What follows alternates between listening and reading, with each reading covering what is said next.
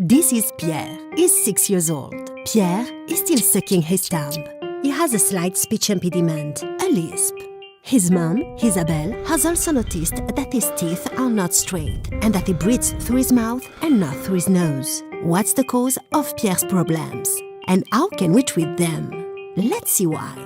This is Emma. She's 1 year old. She sucks her thumb and swallows while suckling. Like all the kids of her age, she also has a pacifier. She's in primary swallowing.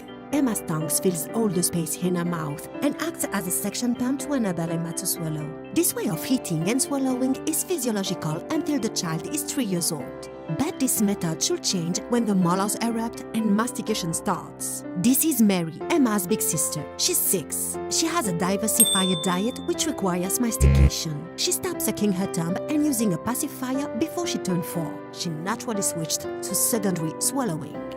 Her tongue is in an upper position, behind the teeth and against the palate. 2,000 times a day during swallowing, her tongue adjusts the shape of her palate and leaves enough space for her growing teeth. Thanks to a caution effect, she has a clear diction and good nasal breathing. Let's go back to Pierre. He still has his baby's habits, and he hasn't yet reached the secondary stage of swallowing. However, unlike Emma, he has teeth. Every time he swallows, his tongue steps in between his teeth and causes deformations. Here again, due to a caution effect, Pierre breathes through his mouth and has trouble pronouncing some words. Unfortunately, the nose which serves as a good air filter is not used, so Pierre is more likely to fall ill. Pierre's mother, Isabelle, brings him to a health professional. She prescribes a froggy mouth for Pierre. This little device of rehabilitation of mouth and face function is inspired by the work on memory of a Nobel Prize in medicine. It restores both correct swallowing and nasal breathing with only 15 minutes used per day in front of the TV.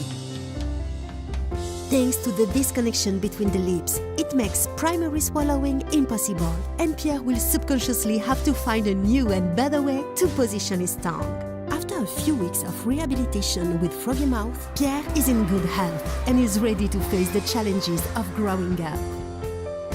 Did you know that 40% of children and 30% of adults suffer from atypical swallowing?